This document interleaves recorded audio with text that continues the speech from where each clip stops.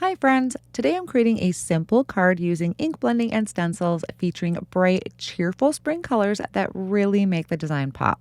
This is an easy technique that creates a beautiful background without a lot of fuss, and it's perfect for using your favorite color combinations. If you're interested in any of the supplies that I'm using today, I will have them linked down below in the video description. The product that I'm going to be using today for the ink blending and the stencils is called Friendly Blossoms. And what is really fun about this set is you can get just the stencil or you can get the die or both in a bundle. I really fell in love with this stencil, so it will ink blend the flowers, but then it also has leaves to create an entire card front. Now, if you wanted to use the dies, I would suggest die cutting it out first and then ink blending on the die cuts. It'd be a lot easier than trying to line up the die with these stencils. So just kind of use that as a guide. I'm going to start off with a piece of white cardstock cut to 4¼ by 5½, and I'm placing that on top of a sticky mat to hold my cardstock in place. I'm lining up the first layer of the stencil over the top. Now, because the stencil is sized to the exact size of my card front, there's not a lot of overhang to stick to that sticky mat, so I'm just going to hold that down with a little bit of Post-it tape. I'm going to discover in just a minute that I need more Post-it tape. Some of these areas of the stencil get very delicate, and you want to make sure that those are held down really well. Now, you can definitely ink blend all of these flowers the same color. That would be really pretty. I think really you cannot go wrong with any color combination with this stencil, but I decided to do a very bright spring color palette. So I am starting with this first flower using a large blending brush, and this is Trio 12 from Simon Says Stamp. It has a beautiful variety of pinks. So I started with the lightest color, which is carnation. I kind of did a light wash of that color, and then starting in the center and blending my way out a little bit, I'm coming in with the second color, which is peony. Using a smaller blending brush is going to help me control the amount of ink that I am laying down. And then I'm going to deepen that color and really add that contrast by coming in with rose, which is the darkest color in that trio. You could definitely get away with just using one color and varying the amount of pressure that you're applying with that ink, but when I have the three colors available in that color palette, I really love to utilize them. On this same layer of the stencil, there is a flower down here in the bottom right-hand corner. I'm sorry, it's probably a little too bright for you to see, but in person, you can see it perfectly. I'm using a Trio 4, which is a beautiful orange color combination. So I started with, again, the lightest color, which was peachy, then came in with grapefruit, and then just added a bit of that contrast with mandarin. Now, one thing you're probably going to notice here is that on my second color, with the smaller blending brush, I was getting some pretty distinct brush marks on there. So I came back with the lightest color and went over that area to help smooth that out. So really what that is telling me is that my blending brush is heavily saturated.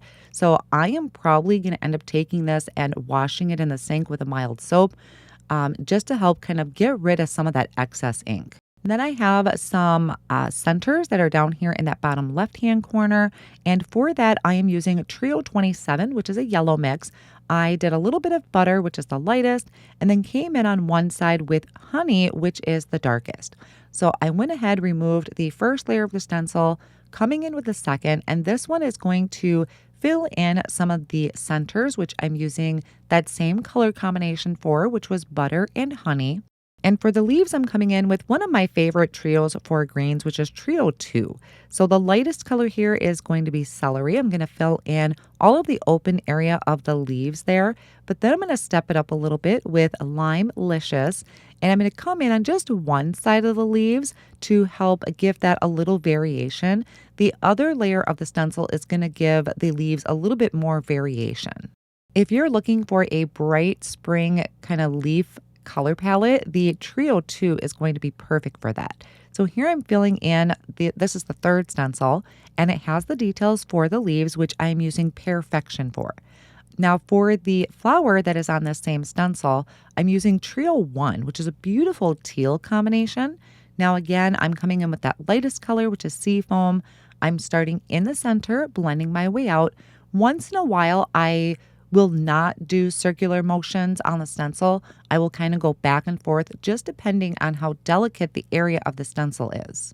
So this color palette is going to be Seafoam, Surf, and Ocean is the darkest color. You do need to be careful with Ocean because it can be pretty overpowering. And I do like to use Post-it tape or Post-it notes to mask off the leaves so I don't mix those colors up. I originally had thought about die cutting these flowers out, but like I mentioned earlier, it was a little difficult to line up the die over the stencil area. If I wanted to do that, I probably should have die cut first and then stenciled. But I really loved how that looked just with that nice thin white frame around it that the stencil provided. So I'm just going to go ahead and move on to the sentiment. I am using the Thanks Mom sentiment set. It has coordinating dies for, I think, all of the sentiments in there, which I absolutely love. So I stamped a couple sentiments and I'll see what I want to work with as this card starts coming together.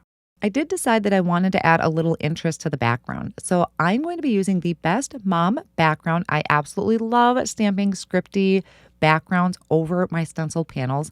And I thought it was easiest to bring out my Stamp Wheel 2.0 because it has that sticky mat in there.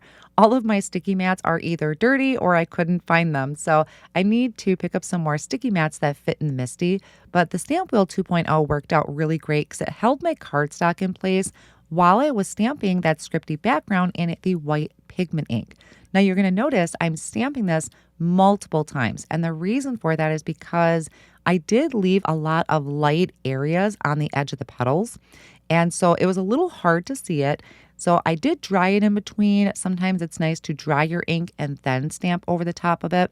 So it really did come out to be a beautiful, subtle texture on my petals. Now, obviously, I could have stopped way before when I had stenciled the panel, not done any stamping or any splattering, but I love kind of these subtle interests that you can add to it. This is just adding some of the black splatter from Simon Says Stamp using a really small paintbrush, so I'm getting small splatter. And it's black, so if I went any bigger, it would be really visible. I just wanted something nice and light. I went ahead and created a side folding card base and I'm going to attach my panel using foam tape. So it's not going to be trimmed down. I left it just the size that it is because I really loved that white border, but I did want to pop it up because I think that is something too that can be just those little things that make the card a little bit more interesting. Then when I was die cutting my sentiment, I die cut 2 more to stack the sentiment and added it to the front of the card using additional foam tape. And if you didn't want to pop up your sentiment, this would make a really great, clean and simple 1-layer card. I absolutely love how everything came together between the simplicity of the stencil and also the color palette and the shading with the different colors of ink. And by adding those few extra steps for added interest, really stepped this card up. All of the supplies that I used today will be linked down below in the video description and over on my blog. Thank you all so much for joining me today. Here is another video that I think you'll enjoy.